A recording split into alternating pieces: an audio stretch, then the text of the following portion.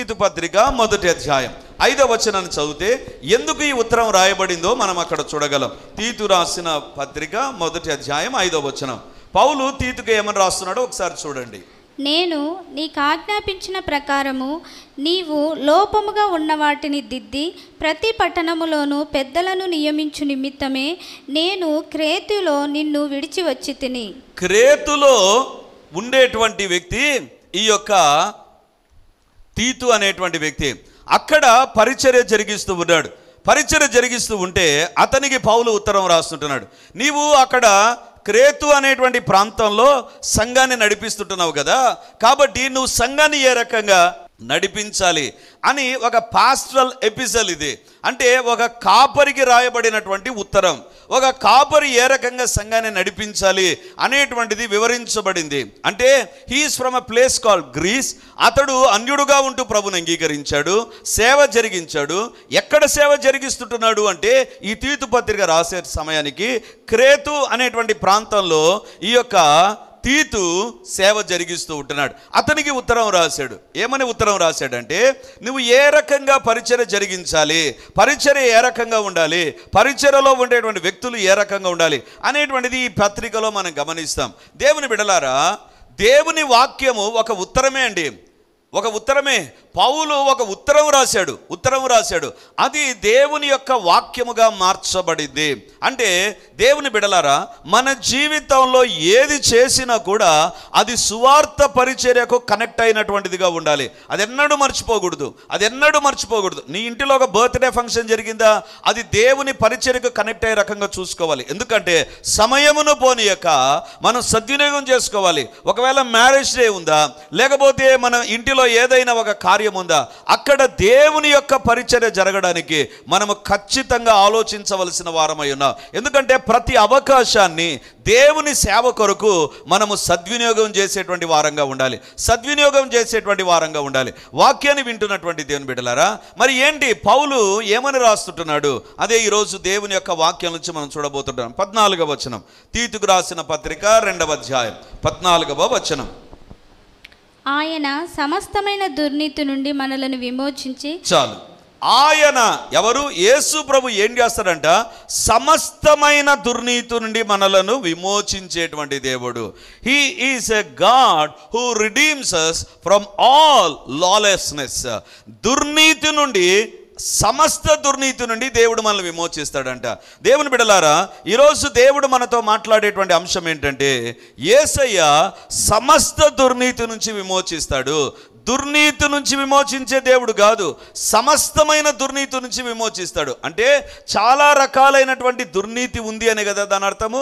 ఏదో దుర్నీతి అంటే నీతి కాంతి అనేటువంటిది కాదు, సమస్తమైన దుర్నీతి ఉందంట. అంటే దేవుని యొక్క సంఘంలో దేవుని బిడల జీవితానికి పౌలు ద్వారా దేవుడు ఒక సందేశం ఇస్తుంటున్నాడు. ఏంటంటే సమస్త దుర్నీతి నుండి మీరు విమోచించబడాలి. సమస్త దుర్నీతి నుండి మీరు విమోచించబడాలి. దేవుని బిడ్డ ఎప్పుడైతే సమస్తమైన దుర్నీతి నుంచి విమోచించబడతాడో 2 ఆశీర్వాదాలు ఉంటాయి. అదే వచనం చూడండి, 14వ వచనం. ఆయన సమస్తమైన దుర్నీతి నుండి మనల్ని విమోచించబడితే ఏమవుతుందంటే, మొదటిది సత్క్రియలయందు ఆసక్తి గల ప్రజగా మారతారంట. సత్క్రియలయందు ఆసక్తి కలిగిన ప్రజ, సత్క్రియయందు ఆసక్తి కలిగినటువంటి, అంటే మంచి క్రియలు చేయాలనేటువంటి ఆసక్తి, అంటే చర్చికి రావాలనే ఆసక్తి, దేవుని కొరకు వాడబడాలనేటువంటి ఆసక్తి, లేకపోతే ఇతరులకు సహాయం చేయాలి, ఇతరుల కొరకు ప్రార్థించాలి, సేవ చేయాలి, ఇలాంటి సత్క్రియలు, మంచి క్రియల యందు ఆసక్తి ఎప్పుడు కలుగుతుందంటే సమస్త దుర్నీతి నుండి విమోచించబడితే.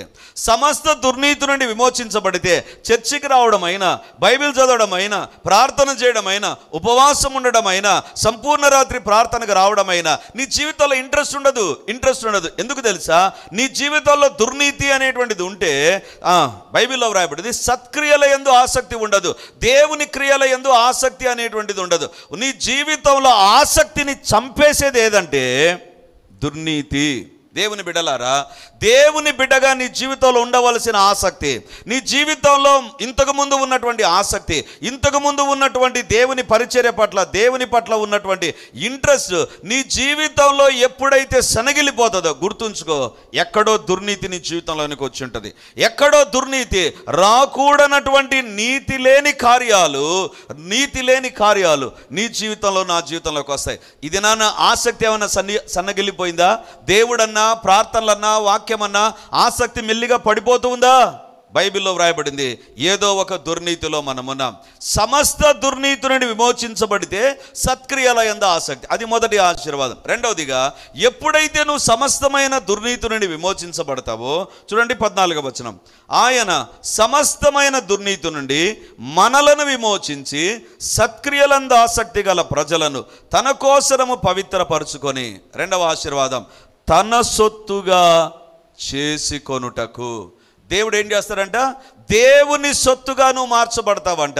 దుర్నీతి నుండి విమోచించబడేటువంటి వ్యక్తే బైబిల్ చెప్తుంది ఆయన సొత్తుగా ఉంటాడంట. నేను ఎప్పుడు దేవుని సొత్తు అవుతానంటే, నేను ఎప్పుడు దేవుని బిడ్డనవుతానంటే, నేను ఎప్పుడు దేవుని యొక్క ప్రాపర్టీ అవుతానంటే, నేను ఎప్పుడు దేవునికి నచ్చిన వ్యక్తిగా మారుతానంటే దుర్నీతి నుండి విమోచించబడితే. నీ జీవితంలో దుర్నీతి నుండి విమోచించబడకపోతే దేవుని సొత్తు కాలేవు. తీతు, నీ జీవితంలో దేవుని సొత్తుగా నువ్వు మారాలి అంటే, లేదా తిమోతి దగ్గర ఉండేటువంటి క్రేతు అనే ప్రాంతంలో ఉండేటువంటి సంఘమా, మీరు దేవుని సొత్తు కావాలి అంటే, దేవుని సొత్తు కావాలంటే ఏదో బాప్తిజం తీసుకుంటే కాదు, లేకపోతే ఏదో ప్రభు బలలో పాలుపంపులు పొందితే కాదు, ఏదో పరిచర్యకు వస్తే కాదు, సమస్త దుర్నీతి నుండి విమోచించబడాలి. సమస్త దుర్నీతి నుండి విమోచించబడాలి. వాక్యాన్ని వింటున్నటువంటి దేవుని బిడ్డలారా, ఈరోజు దేవుడు మనతో మాట్లాడుతున్నాడు. సమస్తమైన దుర్నీతి నుండి మనము విమోచించబడ్డము దేవుని యొక్క ఉద్దేశం అయ్యింది. అందుకు యేసు ప్రభు తనను సిలువలో అప్పగించుకున్నాడు. ఎందుకు యేసు ప్రభు నువ్వు సిలువలో చనిపోయావు? దేవుని సొత్తుగా నువ్వు మారడానికి, దేవుని యొక్క సత్క్రియలు నువ్వు చేయడానికి దేవుడు సిలువలో చనిపోయాడు. ఎందుకు సిలువలో చనిపోయాడంటే, నీ జీవితంలో, నా జీవితంలో దుర్నీతి ఉంది. దేవుని బిడలారా, అసలు దుర్నీతి అంటే ఏంటిది? ఒక వ్యక్తి జీవితంలో దుర్నీతి అనేటువంటిది ఏ రకంగా వస్తుంది? దేవుని యొక్క వాక్యంలో నుంచి ఈరోజు ఒక ఇద్దరు వ్యక్తులను మీ ఎదుట నేను ఉంచాలని కోరుతున్నా. వాళ్ళ జీవితంలో దుర్నీతి అనేటువంటిది వచ్చింది. ఏ రకంగా ఆ దుర్నీతి తొలగిపోయింది, వాళ్ళను దేవుడు ఏ రకంగా దర్శించాడు అనేటువంటిది దేవుని యొక్క వాక్యంలో నుంచి మీ ఎదుట ఉంచాలని ఆశపడుతున్నాను. మొదటిగా అపోస్తల కార్యములు 8వ అధ్యాయం 23వ వచనాన్ని మనం చదువుకుందాం. Acts of apostles chapter 8 versus 23. అపోస్తల కార్యములు 8వ అధ్యాయం 23వ వచనం. నీవు ఘోర దుష్టత్వములోను దుర్నీతి బంధకములోను ఉన్నట్టు నాకు కనబడుచున్నదని చెప్పెను. నీవు ఘోర దుష్టత్వములోను దుర్నీతి బంధకములో ఉన్నట్టు నాకు కనబడుచున్నది. గారడివాడైన సీమోనును చూచి దేవుని సేవకుడైనటువంటి పౌలు చెప్పే మాట ఏంటంటే, నీవు దుర్నీతి బంధకములలో ఉన్నట్టు నాకు కనబడుచున్నది. దుర్నీతి బంధకాలు అనేటువంటి ఉన్నాయంట. బైబిల్లో వ్రాయబడింది, సమస్త దుర్నీతి నుండి దేవుడు విమోచిస్తాడు. అది తీతుకు రాసిన పత్రికలో మనం చూస్తుంటున్నాం. ఎందుకు దేవుడు విమోచిస్తాడు అంటే, ఇక్కడ దుర్నీతి అనేటువంటిది ఒక బంధకముగా ఒక వ్యక్తిని చుట్టుకొని ఉందంట. అంటే దుర్నీతి అనేటువంటిది ఒక తాడులాగా ఒక వ్యక్తిని బంధించి ఉందంట. దేవుని బిడ్డలారా, ఎవరా వ్యక్తి, ఏ రకంగా బంధించబడ్డాడు అని మనం బైబిల్లో చూస్తే, సీమోను అనేటువంటి వ్యక్తి గారడీ పనులు చేసేటువంటి వాడు. ఎవరు తెలుసా అండి? ఎలాంటి వ్యక్తి తెలుసా? ఇందాక 8వ అధ్యాయం మనం 23వ వచనం చదివాం. ఇప్పుడు 10వ వచనం చదువుదాం. 8వ అధ్యాయం 10వ వచనం. కొద్దివాడు మొదలుకొని గొప్పవాని మట్టుకు అందరూ దేవుని మహాశక్తి అనబడిన వాడు ఇతడే అని చెప్పుకొనుచు అతని లక్ష్య పెట్టిరి.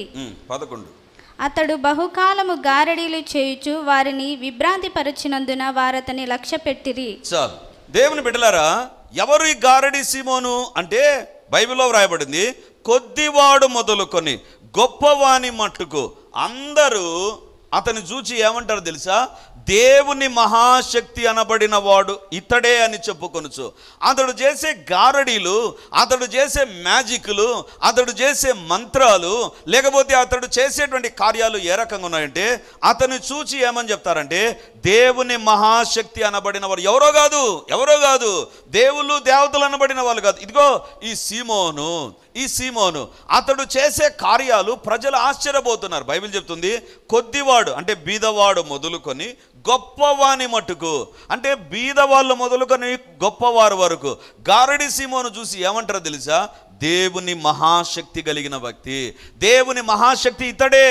ఒకవేళ అతని కాళ్ళు మొక్కుతున్నారేమో, అతని కాళ్ళపైన నీళ్లు పోసుకొని తలపైన పోసుకుంటున్నారేమో, అతనికి పాదాభివందనం చేస్తున్నారేమో, అతడు చేసేటువంటి గారడి విద్యలు ఆ రకంగా ఉన్నాయి. బైబిల్లో వ్రాయబడింది అతడు ఎలాంటి వ్యక్తి తెలుసా?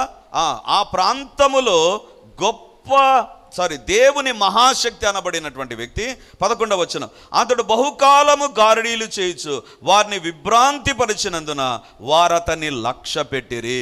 ఎవరు తెలుసా ఈ గారడి సీమోను? బంధకాల్లో ఉన్నటువంటి గారడి సీమోను ఎవరు తెలుసా? ప్రజలు చూసి దేవుని మహాశక్తి, అతడు చేసే కార్యాలు చూసినప్పుడు దే ఆర్ వండర్ స్ట్రక్, ఆశ్చర్యచకితులైపోతుంటున్నారు. అరే ఏంటి ఒక మనిషి లాంటి కార్యాలు చేస్తున్నాడే అని ఆశ్చర్యపోతున్నారు. కానీ బైబిల్ చెప్తుంది గారడీ పనులు చేస్తున్నాడు అంటే ఏదో మాయాలు మంత్రాలు చేసేటువంటి ఒక వ్యక్తి. దేవుని బిడ్డలారా, బైబిల్లో వ్రాయబడింది అతన్ని చూచి వ్రాయబడినటువంటి మాట, దేవుని ఆత్మ అంటున్నాడు నువ్వు దుర్నీతి, పేతురు అంటున్నాడు నీవు గొప్ప శక్తి కలిగిన వ్యక్తివి కాదు, విభ్రాంతి పరిచే వ్యక్తివి కాదు, నీవు గొప్ప దుర్నీతి బంధకములలో ఉన్నావు. దేవుని బిడ్డలారా, మన జీవితాల్లో మనం పరీక్షించుకుందాం. మనలో పనిచేసేటువంటిది దేవుని ఆత్మ కాకుండా వేరొక ఆత్మ నీలో పనిచేస్తూ ఉంటే, దేవుని బిడ్డలారా జాగ్రత్తగా వినండి, దేవుని ఆత్మ నీలో పనిచేస్తున్నట్టుగా ఫీల్ కాకు. నాకేదో దేవుని యొక్క ఆత్మ ఎప్పుడో వచ్చింది, నేను దేవుని యొక్క ఆత్మ చేత నింపబడ్డాను, ఎప్పుడో జరిగింది. ఎప్పుడో కాదు, ఇప్పుడు ఏ రకంగా నువ్వు ఉన్నావు? ఇప్పుడు ఏమైనా దుర్నీతి బంధకంలో ఉన్నావా? ఇప్పుడు ఏమైనా సాతాను బంధకంలో ఉన్నావా? ఇప్పుడేమైనా పాప బంధకాల్లో ఉన్నావా? ప్రజలు చూసి అంటున్నారు అమ్మో ఇతడు దేవుని మహాశక్తి, కానీ దేవుని యొక్క వాక్యం చెప్తుంది ఇతడు దుర్నీతి బంధకంలో ఉన్నాడు. దేవుని బిడలారా, అతడు ఏం చేశాడంటే అతడు ఇలాగా అందరి దగ్గర మంచి పేరు తెచ్చుకొని అబ్బా ఏం పని, ఏమి టాలెంట్, ఏమి శక్తి, ఏమి సామర్థ్యం, ఏమి కార్యాలు చేస్తున్నాడు అనుకుంటుండగా ఫిలిప్పు వచ్చి అక్కడ పరిచర్య జరిగించాడు. ఫిలిప్పు పరిచర్యను చూచి ఆశ్చర్యపోయాడు. అరే నాకంటే గొప్పగా దేవుని కార్యాలు జరుగుతున్నాయి ఫిలిప్పు దగ్గర, పేతురు దగ్గర గొప్ప కార్యాలు జరుగుతున్నాయే, నేను ఏదో గారడి విద్యలు చేస్తున్నారు, వీళ్ళు కుంటివాడును లేపుతుంటున్నారు, పుట్టినది మొదలు కుంటివాడు బాగై దేవుని యొక్క ఆలయంలోనికి వెళ్ళిపోయాడు, గొప్ప కార్యాలు జరుగుతున్నాయి, జీవితాలు మార్చబడుతుంటున్నాయి, నా జీవితంలో లేదే అనుకొని పేతురు దగ్గరకు వచ్చి పేతురుకు ద్రవ్యమిచ్చి, ఇప్పుడు చూడండి 19వ వచనం 8:19, వారి ఎదుట ద్రవ్యము పెట్టి నేనెవరి మీద చేతులుంచుదునో వాడు పరిశుద్ధాత్మను పొందునట్లు ఈ అధికారము నాకు ఇయ్యుడని అడిగాను. ఏమంటున్నాడు? పేతురు దగ్గర ద్రవ్యం పెట్టాడు, కావలసినంత కట్టల డబ్బు పేతురు దగ్గర పెట్టి, పేతురు ఈ డబ్బు తీసుకో, నీకు పరిశుద్ధాత్మ శక్తి ఉందని నాకు తెలుసు, ఆ పరిశుద్ధాత్మ శక్తి ఇదిగో ఈ డబ్బు తీసుకొని నాకు దయచేసేయి. నేను గారడి విద్యలు చేస్తూ నేను ఒక గొప్ప వ్యక్తిగా గుర్తించబడుతున్నాను, మీరు నన్ను ఓవర్టేక్ చేస్తున్నారు, కాబట్టి మీరు నన్ను ఓవర్టేక్ చేయకుండా నా పొజిషన్గా ఉండడానికి నాకేం చేస్తారు? పరిశుద్ధాత్మ శక్తిని మీరు అనుగ్రహించండి అని డబ్బు కట్టబెట్టాడు. అప్పుడు పేతురు అంటున్నాడు నీవు దుర్నీతి బంధకములో ఉన్నావు. దేవుని బిడ్డలారా జాగ్రత్తగా వినండి. దుర్నీతి బంధకం అంటే ఏంటంటే నీ జీవితంలో లేనటువంటి దాన్ని ఏదో దేవుని దగ్గర, నీ దగ్గర ఉండేటువంటి దానితో నువ్వు కొనాలని చూస్తే, ఒకవేళ నేను దేవునికి మంచి కానుక ఇస్తే నా జీవితంలో ఇది మేలు కలుగుతుందేమో, లేకపోతే పరిచర్యకు నేను ఇది ఇస్తే మేలు కలుగుతుందేమో, నాకు ఇది కలగడానికి నా జీవితాన్ని నేను మార్చుకోను, నా జీవితంలో పాపం ఉంటుంది, నా జీవితంలో దేవునికి వ్యతిరేకమైన కార్యాలు ఉంటాయి, నా జీవితంలో దేవునికి ఇష్టం లేని కార్యాలు నేను చేస్తూ ఉంటా, నేను పాపంలోనే ఉంటా, కానీ నా జీవితంలో దేవుని ఆశీర్వాదాలు కూడా కావాలి కదా, కాబట్టి ఆశీర్వాదాలు పొందడానికి దేవునికి నేను కొద్దిగా కానుక ఎక్కువ ఇస్తా, లేకపోతే దేవుని మందిరానికి కానుక ఇస్తా, లేకపోతే సేవకు నేను కానుక ఇస్తా, లేకపోతే సేవకులకు నేను కానుక ఇస్తా అనేటువంటి భ్రమలో ఉంటే గ్యారంటీగా బైబిల్ చెప్తుంది నీవు నేను దుర్నీతి బంధకాల్లో ఉన్నాం.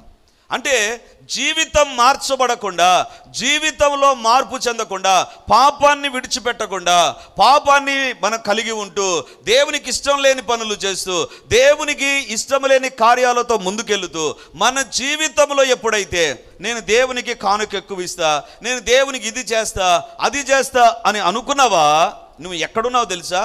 దేవుని మందిరంలోనే ఉండవచ్చు, పేతురు దగ్గరేనే ఉండవచ్చు, లేకపోతే బర్నబా దగ్గరేనే ఉండవచ్చు, ఫిలిప్పు దగ్గరేనే ఉండవచ్చు, లేకపోతే 11 మంది అపోస్తలుల దగ్గరే ఉండవచ్చు. కానీ దుర్నీతి బంధకములో ఉన్నావు, దుర్నీతి బంధకములో ఉంటున్నావు. దేవుని బిడ్డలారా, నీ జీవితాన్ని సరిచేసుకోనకుండా నేనేదో దేవునికి డబ్బిస్తే, దేవుని మందిరానికి డబ్బిస్తే, దేవుని పరిచర్యకు నేను ఏదో ఒకటి కొనిస్తే నా జీవితంలో దేవుడు దీవిస్తాడు అని అనుకున్నామా? బైబిల్ చెప్తుంది we are in the bonds of lawlessness.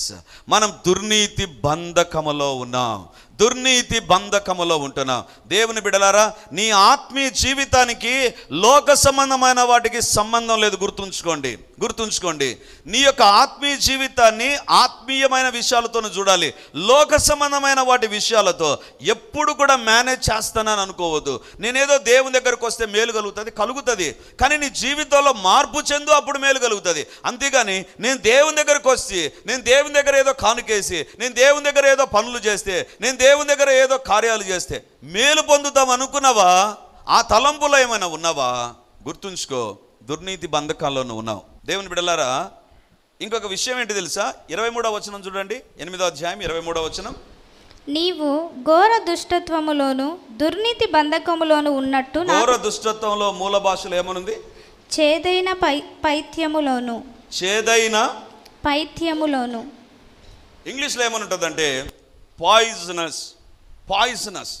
అంటే నా జీవితంలో నేను బయట మా జీవితాన్ని చూపించుకుంటూ లోపల ఏదో గారడీ పనులు, లోపల ఏదో దయ్యపు కార్యాలకు, లోపల ఏదో దేవునికి వ్యతిరేకమైన కార్యాలకు నిన్ను అప్పగించుకునేటువంటి వ్యక్తివైతే జాగ్రత్త, నీవు చేదైన స్థితిలో కూడా ఉంటావంట.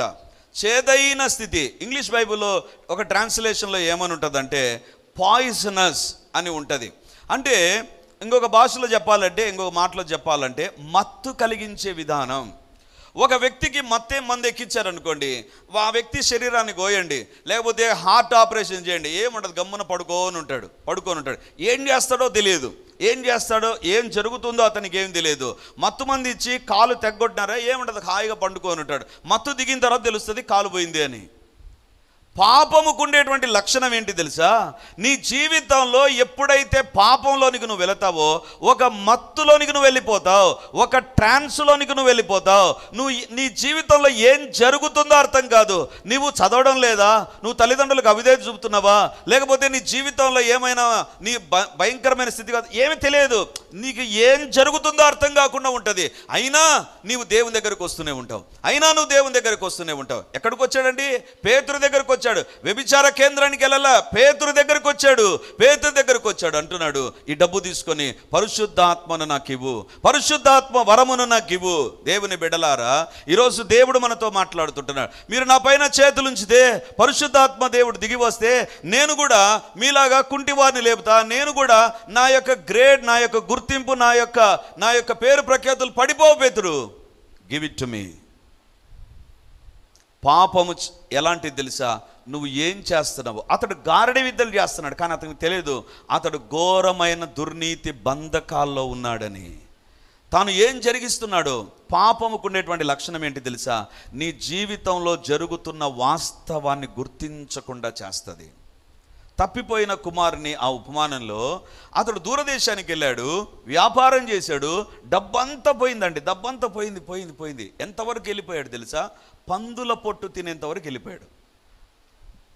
వ్యాపారం వేరే దేశంలో చేసేటువంటి వ్యక్తికి తనలో లాస్ వస్తుందంటే ఒక్కసారి మధ్యలోనే ఆలోచించాలి కదా. ఎందుకు ఆలోచించలేకపోయాడు?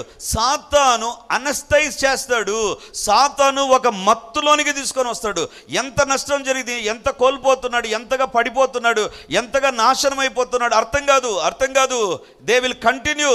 ఎందుకండి? తాగుతారు, వాళ్ళకి తెలుసు తాగితే డ్యామేజ్ అవుతుంది అని ఒక మత్తులో వాళ్ళు ఉంటారు. వాళ్ళు ఏం చేస్తున్నారో వాళ్ళకి తెలియదు. డ్యామేజ్ అవుతున్నా, నష్టము జరుగుతున్నా, లేకపోతే శరీరం దెబ్బతింటున్నా, కుటుంబం దెబ్బతింటున్నా వాళ్ళకి అర్థం కాదు. ఎందుకు తెలుసా? సాతాను ఒక పైత్యములో వారిని ఉంచుతాడు, లేదా ఒక రకమైనటువంటి మత్తులో ఉంచుతాడు. జరుగుతున్నది గుర్తెరగక ఉండేటట్లు చేస్తాడు. ఎవరి జీవితాలు ఏమైపోతున్నాయో అర్థం కాకుండా ఉంటుంది. అంత తేరుకునే లోపల నష్టం జరిగింటది. ఒక కుటుంబ యజమాని తను ఏం చేస్తున్నాడో అర్థం కాకుండా జరిగిపోతూ ఉంటుంది. ఎందుకు తెలుసా? అతని పైన దుర్నీతి బంధకం అనేటువంటిది ఉంటుంది. తన ఇంటిలో ఉండే వారిని ప్రేమించలేకపోతాడు. ఎందుకు? దుర్నీతి బంధకాల్లో ఉంటాడు. తాను చేయకూడనిది చేస్తున్నాడు. ఎందుకు చేస్తున్నాడు తెలియడంలా. కానీ ప్రజల ద్వారా మంచి పేరు, గొప్పవాడు, దేవుని శక్తి కలిగిన వ్యక్తి.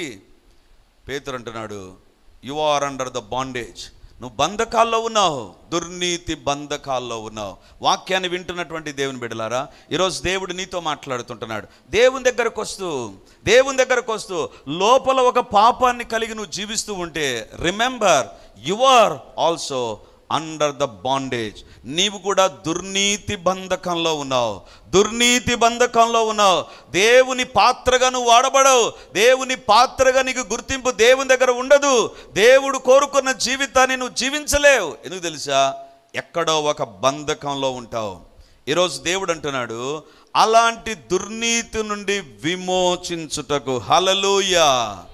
అలాంటి దుర్నీతి నీకు తెలియకుండా ఒక ట్రాన్స్లోనికి వెళ్ళిపోయి నువ్వు ఏం చేస్తున్నావో, ఏం మాట్లాడుతున్నావో, ఏం రాస్తున్నావో, ఏం మాట్లాడుతున్నావో తెలియనటువంటి పరిస్థితిలో ఉంటూ నష్టాన్ని తెచ్చుకుంటూ ఉంటే, ఈరోజు దేవుడు అంటున్నాడు, ఆ దుర్నీతి బంధకం నుంచి నేను విడిపిస్తా. దేవుని బిడ్డలారా, ఈరోజు దేవుడు అంటున్నాడు, when you come to the presence of the lord, దేవుని సన్నిధానానికి వచ్చినప్పుడు కొన్ని సందర్భాలలో దేవుని సేవకుని ద్వారా, దేవుడు తన సందేశము ద్వారా నీకు ఒక సంగతి చెప్తాడు. నువ్వు చేసేది తప్పు, నీలో తప్పు జరుగుతుంది, నీ కుటుంబంలో ఈ తప్పు జరుగుతుంది. Either directly or indirectly God speaks to you.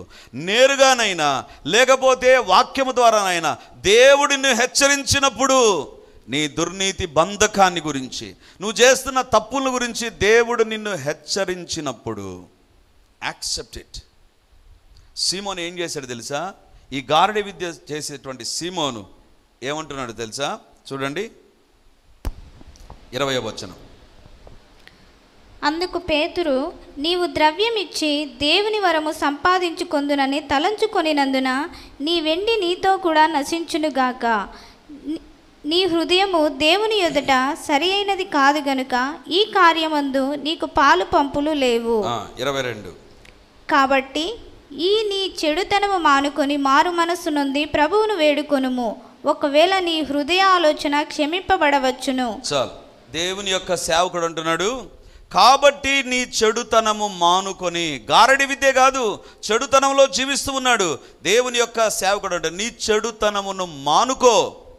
నీ జీవితంలో దేవుడు నీతో ఒక తప్పును గురించి హెచ్చరించాడా? ఒక తప్పును గురించి నీతో మాట్లాడా? ఇది జరుగుతుంది తప్పు అని దేవుడు నీతో మాట్లాడినప్పుడు బైబిల్ చెప్తుంది, పేతురు అంటున్నాడు, నీ చెడుతనమును మానుకొని మారు మనస్సు పొందు. దేవుని దగ్గరకు వచ్చి ఏదో నేను కానుకిస్తున్నా, దేవునికి ఏదో పని చేస్తున్నా, దేవునికి ఏదో నేను నమ్మకంగా మందిరానికి వస్తుంటున్నా, పనులు చేస్తున్నా, భ్రమలో ఉండవద్దు. బంధకాల్లో ఉంటాం. కానీ మన జీవితాల్లో చెడును, బైబిల్లో వ్రాయబడింది, నీ చెడుతనమును మానుకో. చాలా సందర్భాల్లో ఏమంటారంటే, ఈ పాపము నన్ను పట్టుకొని ఉందండి. ఇక్కడ బైబిల్లో చూస్తే నీ చెడుతనమును మానుకో. ఎవరు మానుకోవాలి? నీవే.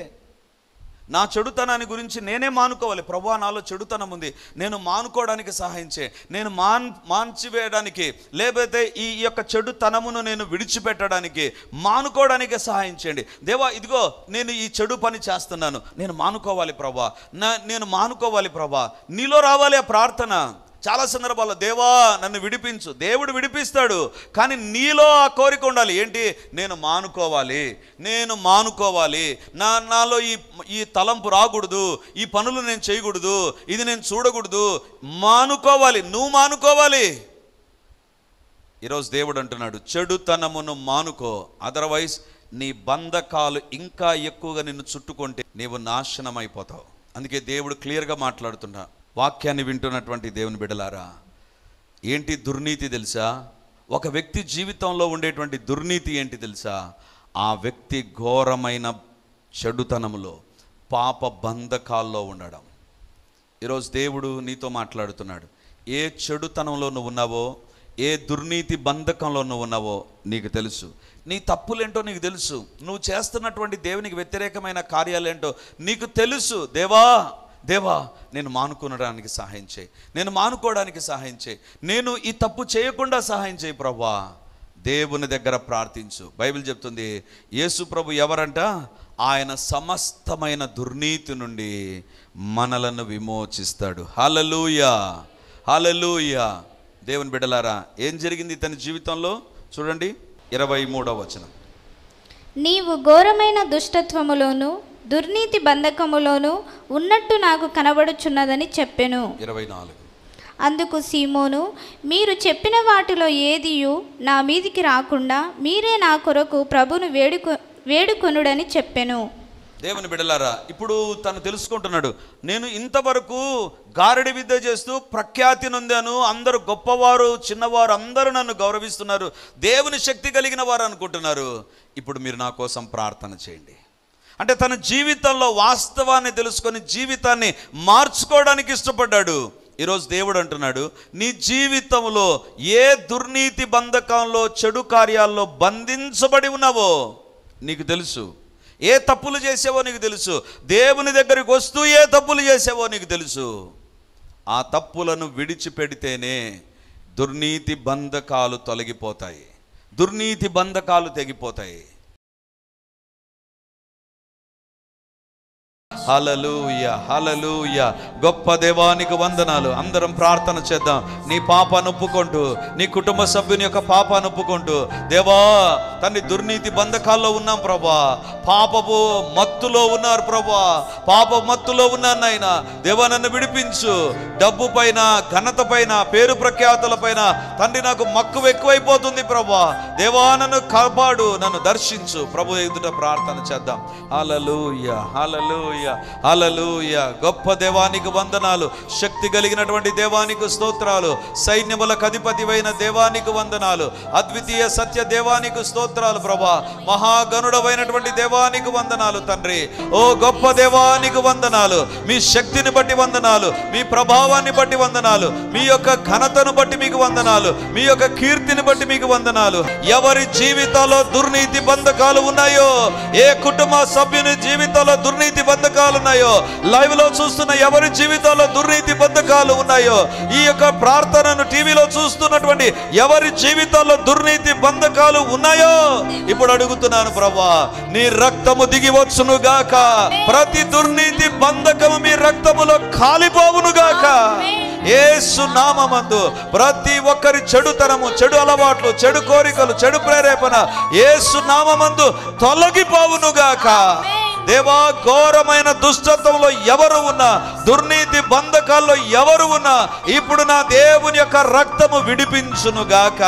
దేవా ఎవరైతే డబ్బు దగ్గర, లేకపోతే సాతాను కలగజేసే ఆకర్షణలు, పేరు ప్రఖ్యాతులు, గుర్తింపు అనేటువంటి ట్రాప్లో పడి జీవితాన్ని నాశనం చేసుకుంటున్నారో, అలాంటి ప్రతి ఒక్క నిమిత్తం ఇప్పుడు అడుగుతున్నాను ప్రభా, దుర్నీతి బంధకాలలో ఉండేటువంటి వ్యక్తులమే కాకుండా నాయనా తండ్రి, దుర్నీతి బహుమానం కొరకు ప్రయాసపడుతున్నామేమో నాయన, పేరు ప్రఖ్యాతుల కోసం, గుర్తింపు కోసం, డబ్బు కోసం తండ్రి, ఎవరు ఏ తప్పు చేస్తూ ఉన్నా ఇప్పుడు అడుగుతున్నాను, యేసు నామమందు విడుదల కలుగును గాక. మీకే వందనాలు చెల్లిస్తూ ప్రతి రాత్రి హృదయము పగిలిపోవును గాక.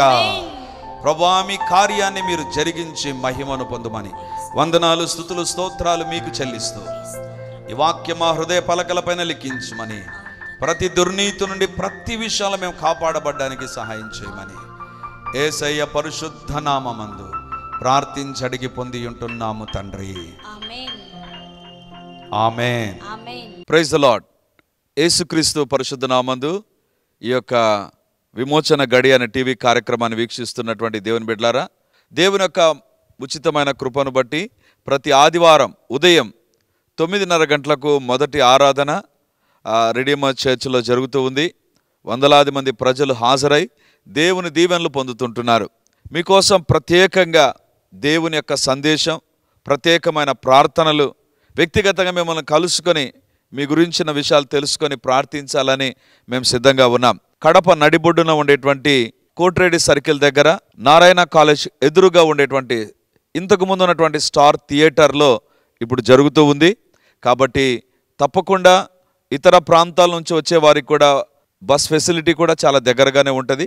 ప్రతి ఆదివారం ఉదయం 9:30కు జరిగేటువంటి ఆరాధనలో హాజరై దేవుని దీవెనలు పొందాలని కోరుతూ ఉన్నాను.